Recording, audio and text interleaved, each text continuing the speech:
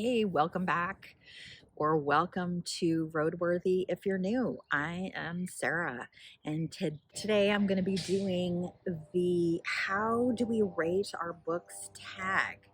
This is a new tag created by Emily at Novels, and I was tagged by Kim at Middle of the Book March. So I will link both of their channels down below. It's interesting that this came up because I've actually been thinking about this. So, the first question: how often do you DNF and what prompts you to DNF? Absolutely, I DNF. I've gotten more aggressive in my DNFing. As I read more, um, and I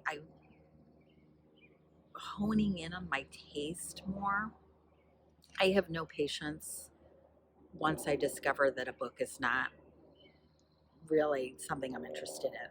So if it's feeling like it's going to be a 3 star or below, I'll DNF it. Um,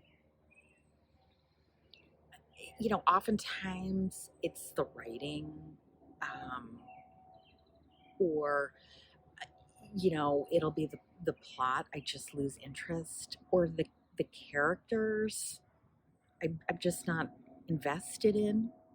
I have DNF'd definitely on page one because I was like, oh my God, I can't handle this writing.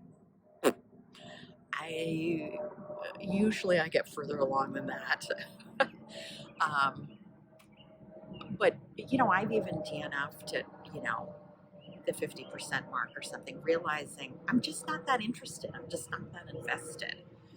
Um, and if I feel like a book is not going to make it to the 4 star mark, I drop it. Do I rate books a 1 star? No. Mostly because I hope to God I've DNF'd it by page 1 or 2.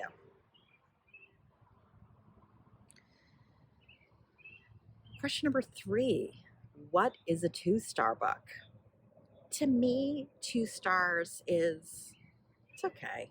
You know, um, I would have DNF'd it if I could have, but for some reason I'm being forced to read it. So that could be it's a book 2 prize book, or I'm buddy reading it.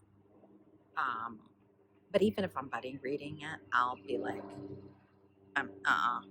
can't do it. I'm just looking at my most recent 2 star books, and those were books for the Book 2 prize. Sorry, I had to change angles here because of the sun. It's moving. Is a 3 star book a good book? To me, a 3 star book it's good. Um, I find that often those books I'm maybe not the right audience for. Um, like millennial fiction, I really struggle with. I'm not a millennial, right? And so I just I just lose patience with the actions and the conversations and you know for those characters. Um, it's just not for me. But, they're sort of, workaday writing. It does the job. And it's really more of the plot that's sort of pulling you along. I find a lot of genre books sort of fall into this category. So when I was looking through my Goodreads, I was like, oh yeah, it is a lot of like historical fiction or like, um, the Poldark series or, the Outlander series or Alan First books or Daniel Silva books. Again, they they as my kids would say, some of these genre books, they're not reinventing the condom. What does a 4 star book mean to me? These are books that I would say they're good. They're really good. Um, the the writing is good. The characters are really fleshed out and feel like genuine people.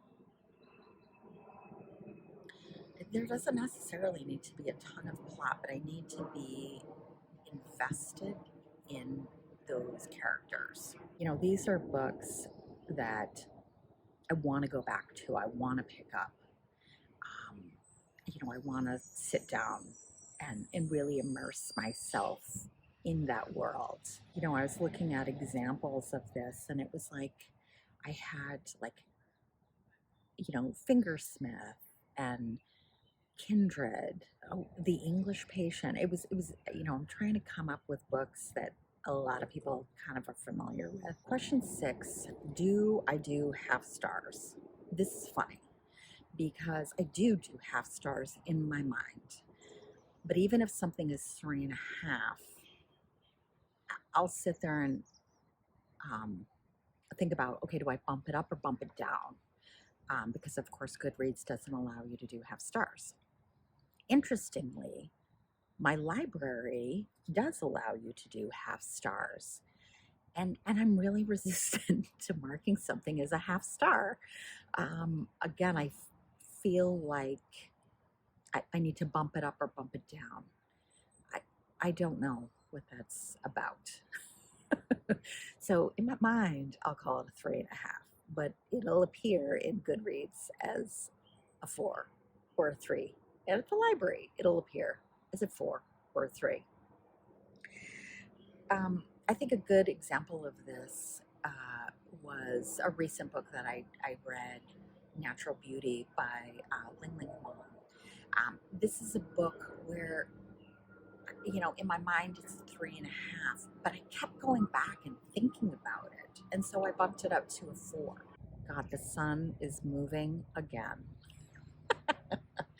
Oh, well, we're going with it because, well, we're going with it. Do I rate books as a 5-star? I do, but it's rare. It's that book that I loved it. I just loved it. It had emotional impact. The plot was interesting. The characters were fully fleshed out. Um, the writing was interesting. It has the whole package. But again, it has to be a book that I really got emotionally sucked into. Great examples of this most recently was The Deluge by Stephen Markley.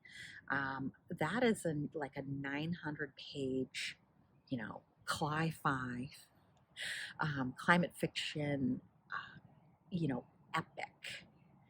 But that is an amazing achievement of craft, as well as I couldn't stop reading it. I'm trying to dodge the sun here. If you're not familiar with Markley's book, it's probably told by like 8 points of view, these different characters. But again, it is so masterful on how Markley weaves these 8 storylines together, and how, as the book progresses over a 30-40 year period, it just seems like such a logical progression of where things are at the end of the book versus, from where they started, which is kind of, I think it starts in 2009 and ends in like 2040 or something like that.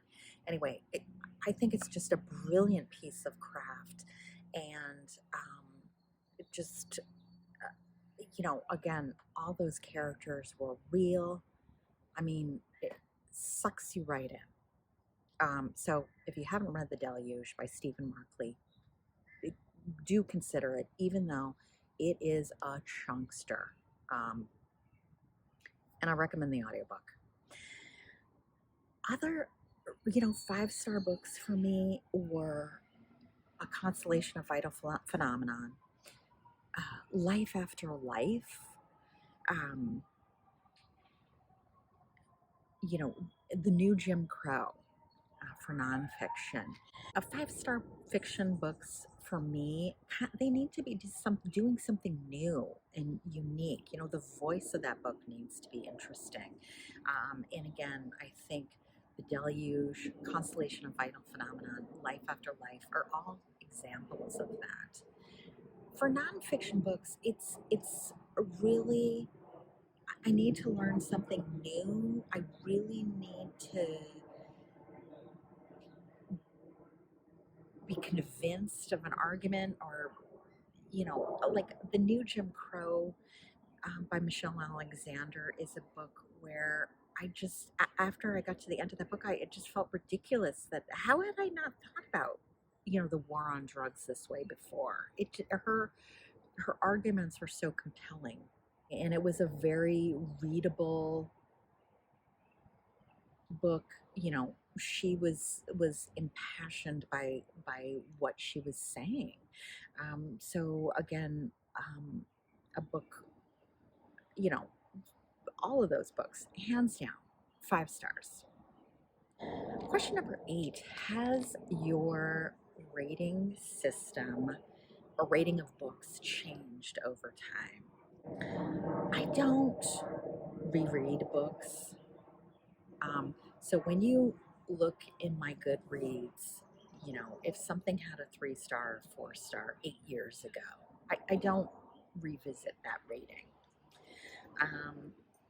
That rating is sort of a snapshot of me as a reader at that time in some ways. I think a lot about how do you rate books? What is a 3-star? What is a 4-star? What's a 5-star? And I've gone round and round on this. There was a period of time where I was coming up with a more empirical rating system. So, what did I think of the characters on a scale of 1 to 5? What did I think of the setting? Blah blah blah blah blah, right? And then coming up with some average, or whatever to hone in on a star rating. And then there are other times where I've just gone with my gut. Right now, I'm a gut star rater. It's feeling like a 4 to me, so it gets a 4. But again, sometimes I think about, well, is that really fair? And then,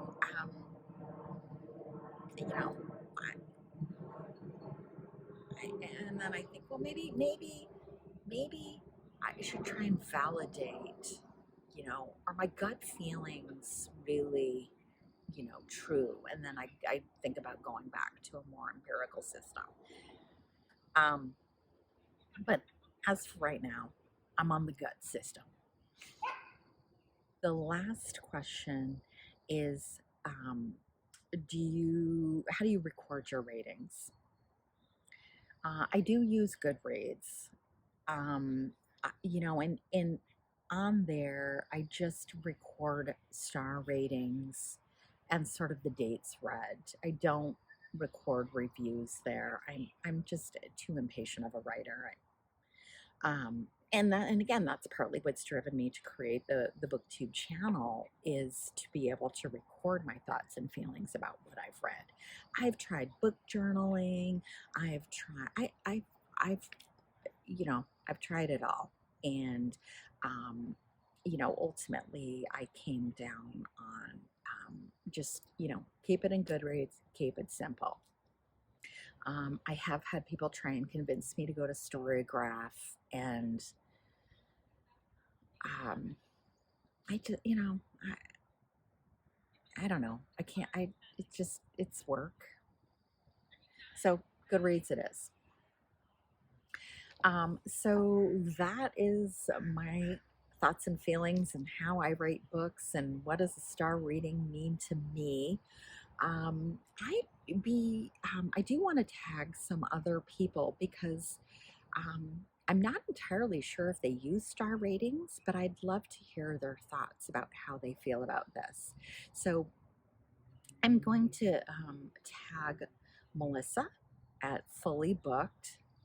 She has not produced a video in a couple of weeks, so I'm hoping this will prompt her to put out some new content. And I also want to tag Sarah at Eyes on Indie. Again, I've never seen her do a tag video, and I've never heard her discuss rating books. So I'm curious what she does. Thanks so much for joining me. Thanks so much for putting up with the awkward sunlight situation and the starts and stops due to traffic, planes, the ambulance went by, the garbage truck. I mean, oh my God. I get, this is what you get when you live in a city. All right. Hope you all have a great week, and I'll catch up with you again soon. All right, bye.